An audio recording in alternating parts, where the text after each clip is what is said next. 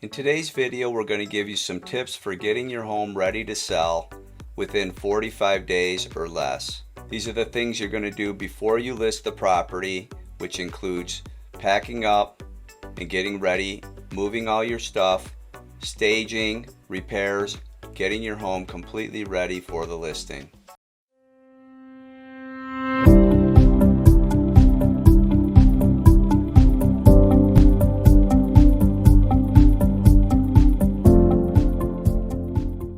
Hi, it's Mike. Thanks for tuning in today. Our goal today is a step-by-step guide for you to use to get your home ready to sell in 45 days or less, assuming that you need to get out of your home. This is going to be a stressful time because it's going to involve moving, and it's going to involve dealing with some of the stuff that you haven't had to touch for many years. So we're going to try to make this as simple as possible and provide you with some tips that'll make organizing your home and getting it ready to sell easy as possible. So let's start out in week one. In week one, we're going to get a handle on all your stuff. We're going to look at everything in the house and put it into one of three categories. Category number one is things you need to keep and use while you're living in the home. Remember, you're going to be living in the home while it's on the market, and you want to live really light. You want to live like you're on vacation, and you're going to want to have everything else already stored away, ready for the move to your next property. Category number two items are things you want to keep but can be packed away right now.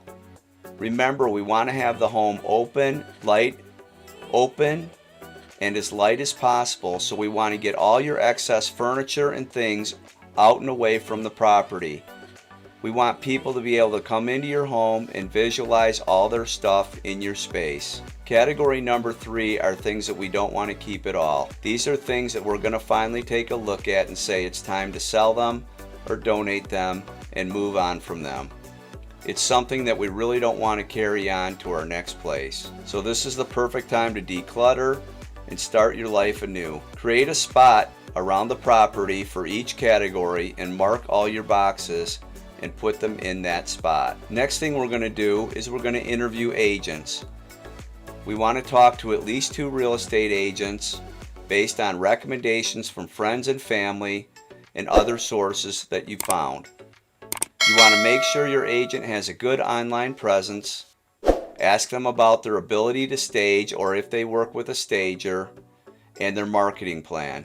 The first thing you're going to want to do, we would love the opportunity to earn your business and interview for a listing appointment. The last thing you want to do in the first week is come up with a plan for storing the things that you're going to be boxing up. Look into renting a storage unit, but our goal, remember, is to get all the extra stuff into storage and ready for the movers. We want to get the home as clean and open as possible.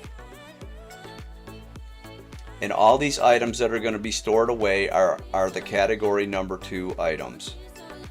Week 2 to 3, we're going to start our packing. Every day our goal is to start packing, and each day we're going to pack the things we're going to keep and the things we're going to go to sell or donate. We're going to move those items to storage, and we're going to donate or sell the rest of the things.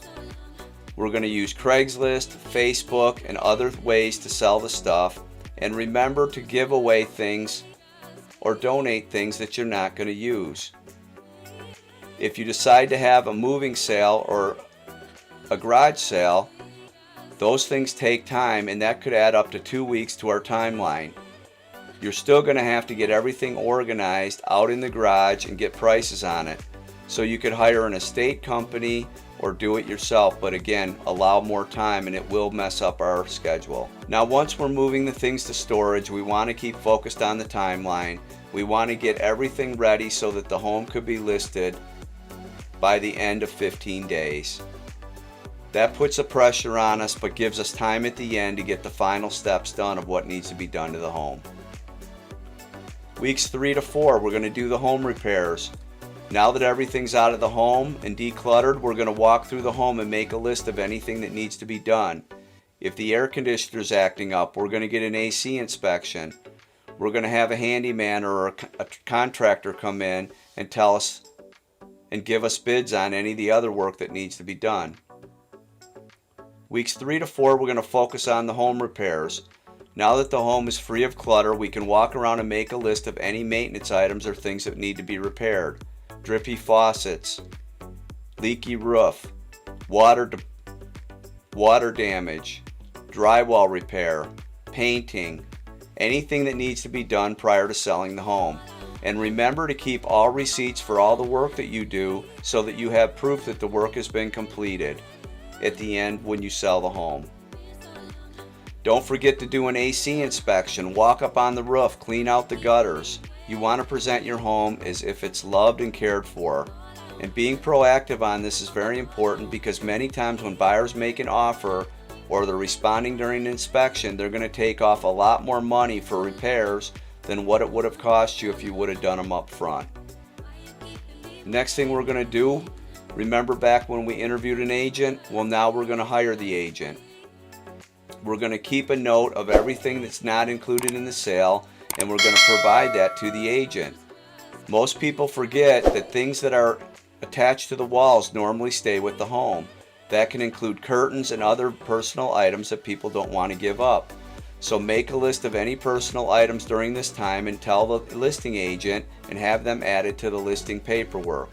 And just remember, the realtor's part of your team. It's vital that you guys are on the same page. You most likely won't agree on everything, but just work through it. It'll make things go a lot smoother. Not perfect, just smoother. Now you're going to ask your agent again about staging experience or bringing in a staging consultant. Staging is one of the most important and overlooked things by sellers to get the maximum price for their home. Simple things such as reorganizing the furniture, putting white linens on the beds, putting fresh towels in the bathroom, and doing things, even Googling spa-like bathroom and creating a spa-like experience in your own bathroom.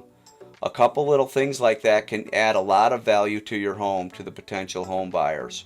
Weeks 4 and 5, we're going to come up with a plan for the showings. An organized fire drill, so to speak, stress-free and simple.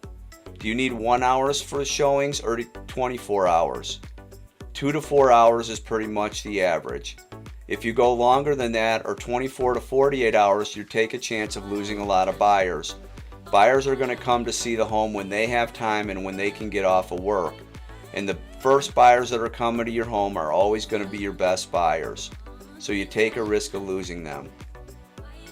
I always recommend that you straighten up in the mornings before you leave the property.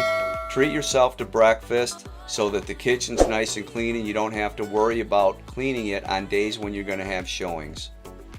A dirty kitchen, as they say, is dollars lost. And remember, our goal is to get it under contract as soon as possible so you have the least amount of inconvenience with these showings. And believe me, showings are a pain. In weeks 5 to 6, we're at the final stretch. We're going to hire a landscaper to take a look at the yard because curb appeal is very important.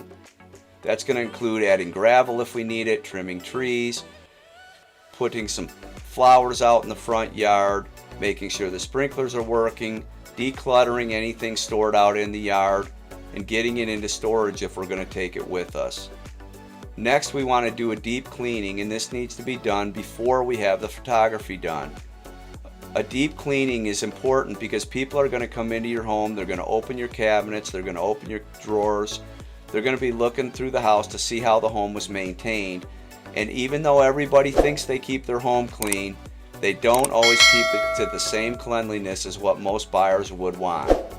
Any crazy smells or pet issues need to be taken care of and cleaned up before any potential buyers come to your home.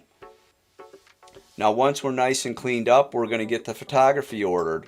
And you always want to allow at least 1 to 2 weeks to get this done. It's the best to do it after the home is clean because photography is going to be the #1 most important marketing piece that you're going to have done. If your agent comes over or shows up with an iPhone and says they're going to do the photography, you need to get a different agent. We also have a video on the best day of the week to list your home to get more money. Thanks for tuning in. Please subscribe to our channel and like it and help us so that people can find our information on YouTube. Have a great day.